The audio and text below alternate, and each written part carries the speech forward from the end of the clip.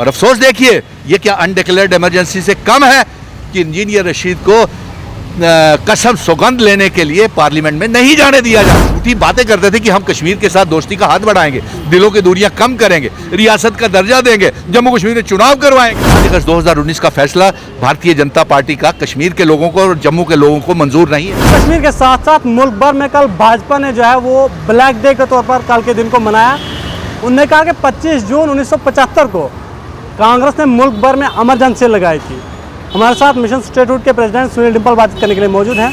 Dimple sir, आपने आप कल ब्लैक डे क्यों नहीं मनाया? क्योंकि ये तो हकीकत है, कांग्रेस के दौर इक़्तिदार में 1975 में इमरजेंसी लगी थी, काफ़ी लोगों को उस वक्त मारा भी गया था, तो हकीकत है ना, कल आपने क्यों नहीं ब्लैक डे के दौर? जी, मैंने भी सुना था कि देश के प्रधानमंत्री नरेंद्र मोदी जी ने और गृह मंत्री अमित शाह जी ने कहा है कि 25 जून को ब्लैक डे मनाया जाए। किसी इमरजेंसी की बात कर रही थी, लेकिन हमने देखा कि ना तो किसी ने उस ब्लैक दिन को ना तो जम्मू कश्मीर में मनाया और ना पूरे देश भर में मनाया। ना जाने कौन सी इमरजेंसी की बात कर रहे हैं ये 50 साल पहले, ना किसी ने देखी ना सुनी। अगर ये 50 साल पहले की बात करते हैं तो 75 साल पहले की बात कर लीजिए ना, जब 1947 में देश की आज़ादी की जंग लड़ी जा रही थी। तब नरेंद्र मोदी जी आप कहाँ थे? भारतीय जनता पार्टी कहाँ थी? अमित शाह जी आप कहाँ थे? आपकी देश की आज़ादी में जब हिंदू मुस्लिम सिख ईसाई गुज्जर बकरवाल चिनावली पीर पंजाल पहाड़ी लोग, देश के हर मजहब के लोग जंग लड़ रहे थे, आज़ादी की जंग, तो शाहनवाज इनसे पूछिए कि ये भारतीय जनता पार्टी उस समय कहाँ पे थी।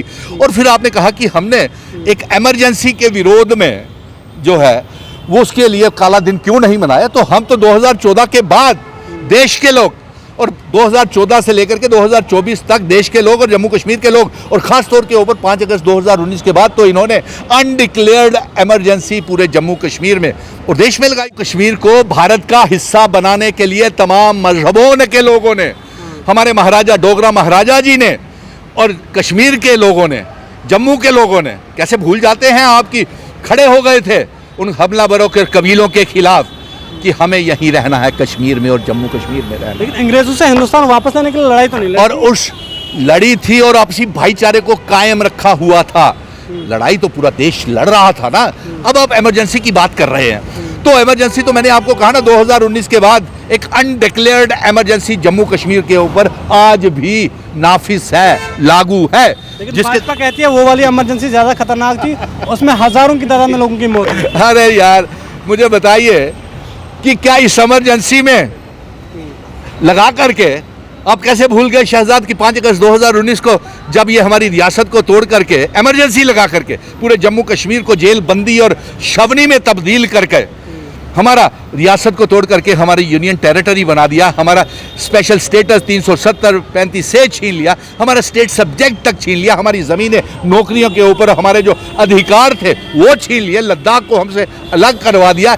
ईडी, सीबीआई और इनकम टैक्स के दुरुपयोग के साथ एक इमरजेंसी के तहत ही तमाम मुल्क में पार्टियों को तोड़ा जाता है और अपने साथ मिलाया जाता है, सरकारों को तोड़ा जा। ये क्या इमरजेंसी से कम है क्या? अच्छा, आप इस फैसले को किस तरह से देखते हैं जिस तरह से जम्मू कश्मीर के लोगों ने इस बार खानदानी राज को रिजेक्ट किया? आप मानते हैं ना इस बात को? जम्मू कश्मीर के 2 फॉर्मर चीफ मिनिस्टर एक भी सीट जीतने में कामयाब नहीं हुए। डिम्पल साहब, आपने भी बड़ी मेहनत की, बारामूला सीट पर, अनंतनाग सीट पर जो है महबूबा मुफ्ती ने जो है बड़ी मेहनत की, लेकिन लोगों ने इस बार खानदानी राज को रिजेक्ट कर दिया। आप इस फैसले को किस तरह से देखते हैं? अरे हमने तो मेहनत की, बिल्कुल कि हमने मेहनत की, और हमने मेहनत की जो ये 370 सीटें लेने का दावा करते थे, 400 पार का दावा करते थे, इनके इस रथ को, इनके घोड़े को हमने लगाम डाल दी। आज आप देख नहीं रहे हो कि इंडिया ब्लॉक का leader of the opposition Rahul Gandhi है, जिनसे ये बात नहीं करना चाहते थे, वो आज लीडर ऑफ द अपोजिशन है।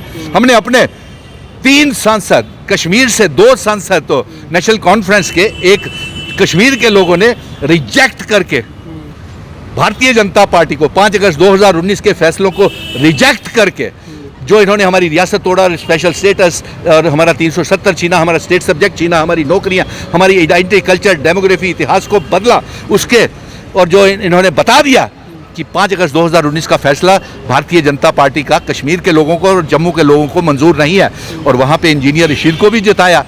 और अफसोस देखिए, ये क्या अनडिक्लेयर्ड इमरजेंसी से कम है कि इंजीनियर रशीद को कसम सौगंध लेने के लिए पार्लियामेंट में नहीं जाने दिया जा रहा।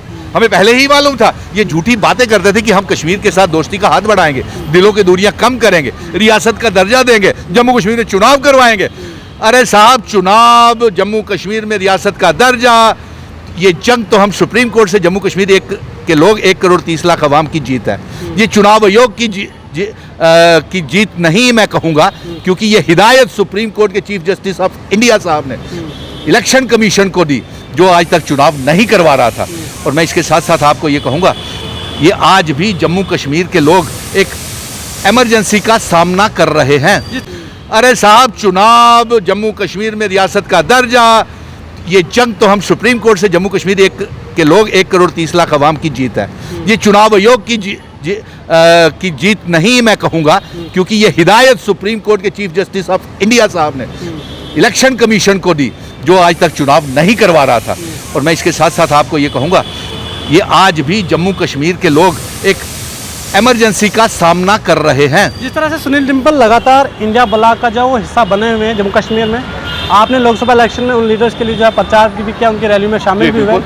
क्या आने वाले वक्त में हमें जम्मू से सुनील डिम्पल असेंबली इलेक्शन में नेशनल कॉन्फ्रेंस के टिकट से इलेक्शन लड़ते हुए नजर आएंगे? देखिए, पहला सवाल तो ये है कि आप लोगों ने ना जाने, मैंने तो अभी कहा नहीं कि मैं असेंबली में चुनाव लड़ रहा हूं या नहीं लड़ रहा हूं। हाँ, मुझे मालूम है कि पत्रकार मित्र मुझे बार बार ये ना जाने उनको कहां से पता चल गया है, या उन्होंने खुद ही ये तसव्वुर कर लिया है कि सुनील डिम्पल असेंबली के चुनाव लड़ रहा है।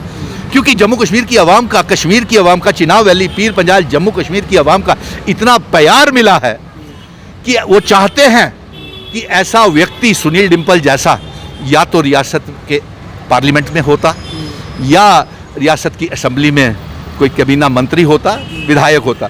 तो आप लोगों का प्यार है, और हो सकता है ऐसी कोई, जब सोचेंगे सभी को लेकर के चलेंगे तो लड़ लेंगे चुनाव, इसमें कोई। आखिरी सवाल आपसे ये है कि खबरें ये भी आ रही है कि अगर सुनील डिम्पल को इंडिया ब्लॉक की जानिब से टिकट नहीं मिलती है तो सुनील डिम्पल जो है वो भाजपा में भी शामिल हो सकते हैं। अरे यार, कहाँ से कैसी कैसी बातें बनाते हो शहजाद।